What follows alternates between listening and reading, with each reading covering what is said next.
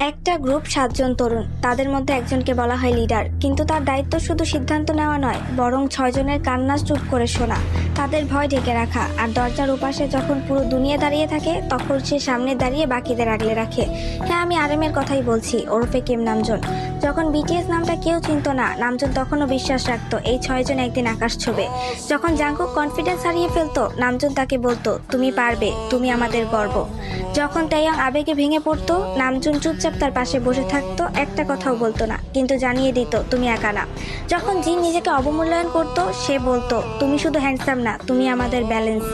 যখন ইয়ঙ্কি নিজের দুঃখ গানে ঢেলে দিত, নামজুন তাকে বলতো, তোমার ব্যথা আমরা আমাদের শক্তি বানাবো। হোসেওকের ভয় যখন তাকে থামিয়ে রাখতো, নামজুন ছায়ার মতো তার পাশে দাঁড়াতো।